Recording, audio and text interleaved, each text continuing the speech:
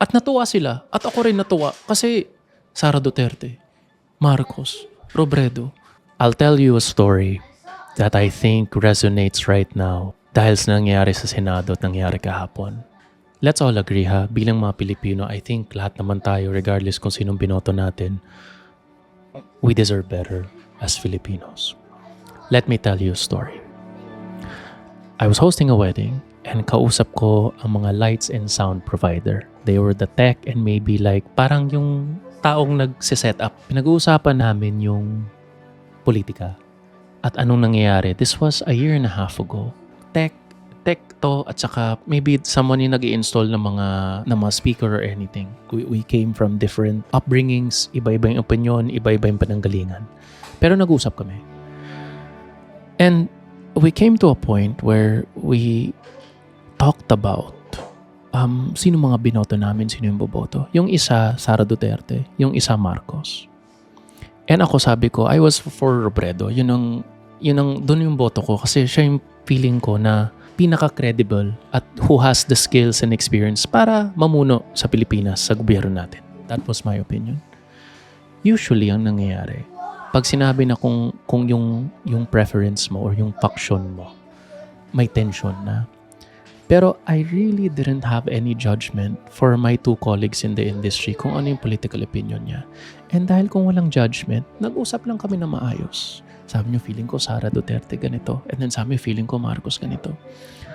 Tapos sabi ko, so, guys, ako lang kasi.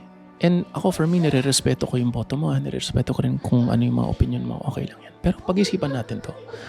Kung mag-ano ko ng doktor, tapos yung mahal mo sa buhay, like kailangan gamutin or kailangan may operasyon, syempre pipiliin mo yung pinakamaayos na doktor, no? Kung may nakita kang doktor na, uy, ang daming namatay na pasyente dito, ibibigay mo ba yung buhay ng, let's say, mama mo or minamahal mo sa buhay sa kamay ng mga taong yon?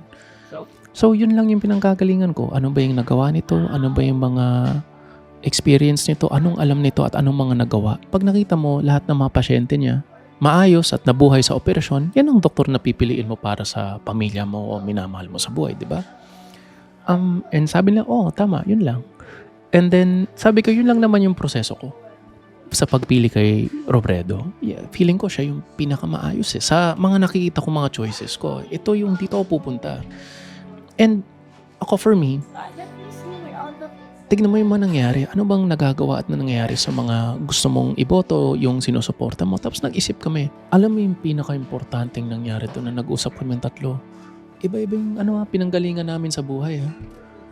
Ang nangyayari kasi, pag nag-uusap tayo ng ganito, nangyari, alam mo yung parang ginajudge ka na bilang tao or mababa ang tingin sa'yo o kaya may mga tinatawag ka ng mga pangalan dahil sa mga binoto mo. Alam mo yung reaction? Yung isang lalaki, text siya, sabi niya sa akin, nga sir, medyo actually nahiya akong sabihin sa'yo to. Meaning, alam na niya na mali yung pinanggalingan niya sigurong boto. Alam niyang mali siya. Pero dahil wala siyang naramdaman na judgment sa akin, wala siyang naramdaman na panghuhusga sa kanya dahil sa opinion niya, nag-usap kami. Tao sa tao, Pilipino sa Pilipino. I'll never forget, it was in Alta Veranda de Tibig. Nag-usap kami sa labas. Kung nanonood kayong dalawa ha, mag-comment kayo. Diba? Wala kayong naramdaman sa akin na yan ang opinion nyo. Pero sabi ko, importante to eh. Sabi ko, nag-usap kami yung tatlo, importante to eh. Yung nag-uusap lang tayo, ano ba yung maayos na rota sa nangyayari at nakikita natin yun base sa mga boto natin.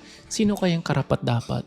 At alam mo, nag-respond silang dalawa, nga sir, okay to. Yung ganito, yung parang nag-uusap lang tayo bilang mga Pilipino. At natuwa sila. At ako rin natuwa kasi Sara Duterte, Marcos, Robredo, yan ang mga preference natin pero walang nag-away. Nag-usap lang. Pilipino sa Pilipino, tao sa tao. I will never forget that conversation kasi yan ang kailangan ng Pilipinas ngayon. Yan ang kailangan ng Pilipinas ngayon. Na mag-usap tayo, Pilipino sa Pilipino. No judgment, walang paghuhusga, walang pagtawag ng mga pangalan. Kasi kaya eh.